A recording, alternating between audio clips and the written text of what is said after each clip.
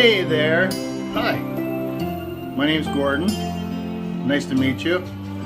I am Rubilyn's fiance, and I have to say it's quite an honor and a blessing to be that. I've been very fortunate to find such an amazing woman like Rubilyn. So, with that, I don't have a script here, so I'm going to wing it.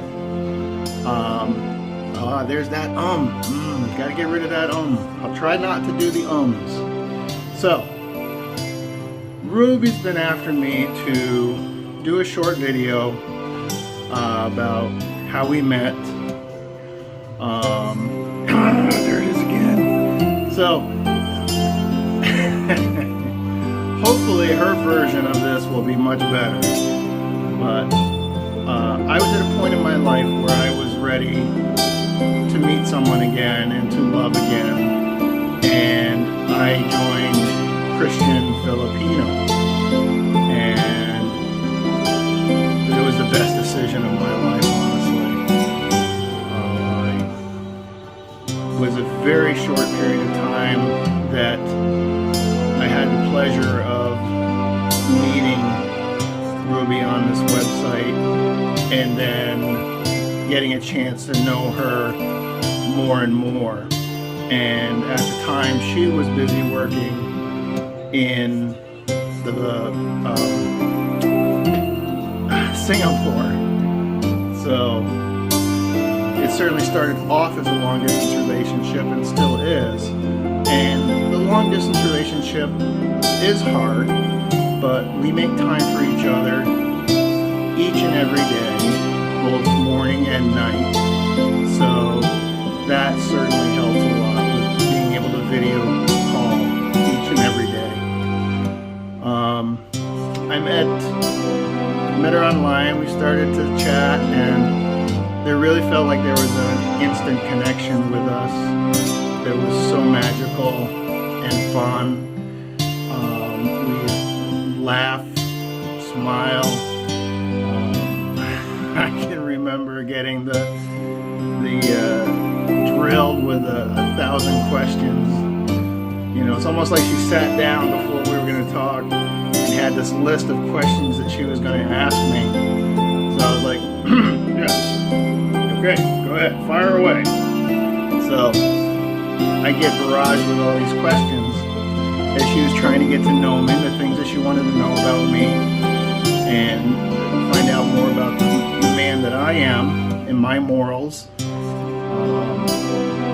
So that was always a fun time, and it just developed very quickly. And she would joke about, like, what did you do to me? Did you like put some magic spell on me? And I would kid around and say, oh yeah, I had a magic spell alright, make you fall in love with me. And that's exactly what's happened. We fell in love with each other very fast. And it's been all uphill from there. And it's coming up on 2 years now. And it's been the best 2 years of my life. You know, other than the fact of COVID and not being able to travel back and forth to the Philippines freely.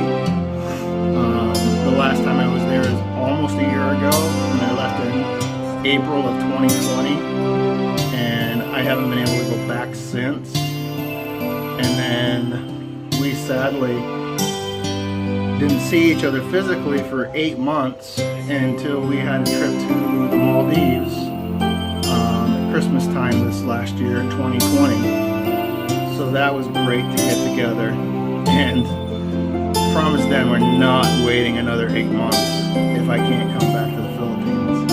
We'll find somewhere else that we can go to be together, because that was way too long. When she was in Singapore, she was working full time, didn't really get a lot of time off.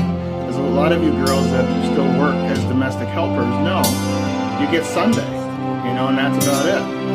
So I think I flew to Singapore 5 times just for a weekend to be with her and to spend time with her and meet some of her friends there, which they're all rock stars.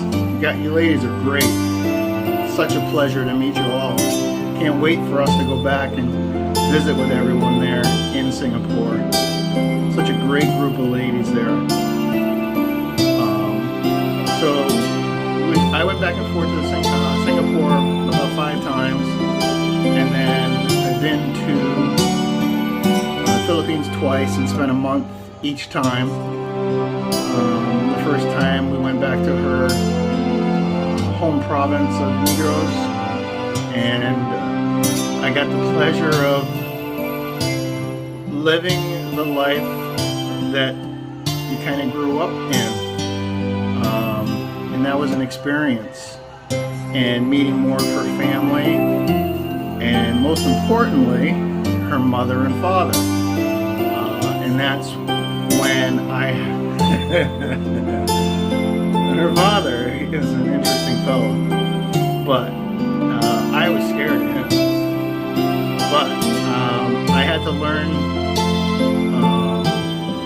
Cebuano, kind of worked it all out, and asking for her hand in marriage from her father, her parents.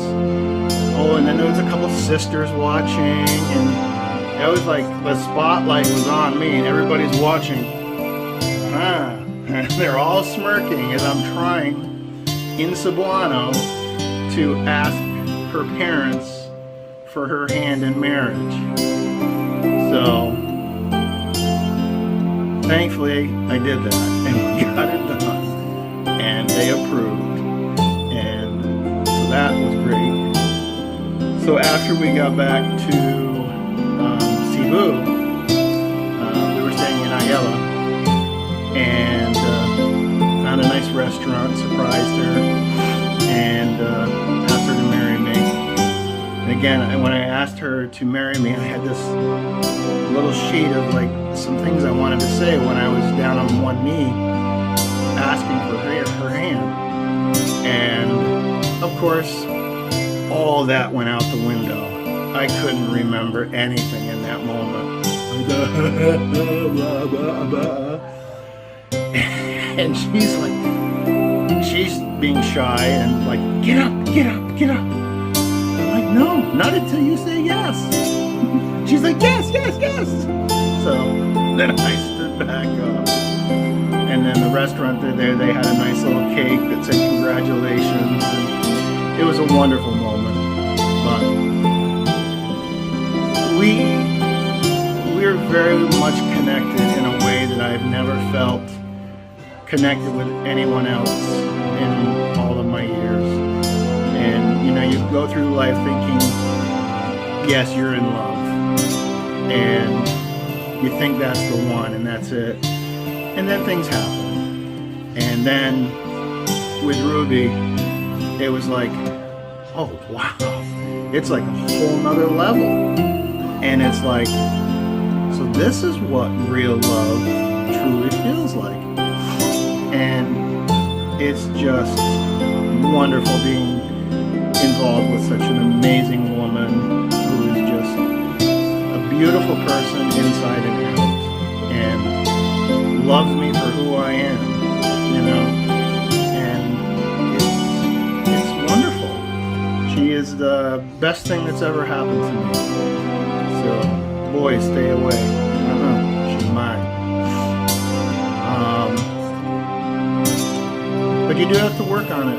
It's a long distance relationship. You have to make time for each other, and don't forget how important that person is in your life, and letting them know that. So I think a lot of times earlier in my life I took things for granted, and I try not to take things for granted now, because for me, Ruby is such a blessing. I don't know what else to say at this point. I hope you all have a wonderful day. It's a beautiful Sunday morning here in New Hampshire. Wish I was in Cebu for sure. Hope to be there soon. So give a big thumbs up to Rubilyn, and I love you, sweetheart.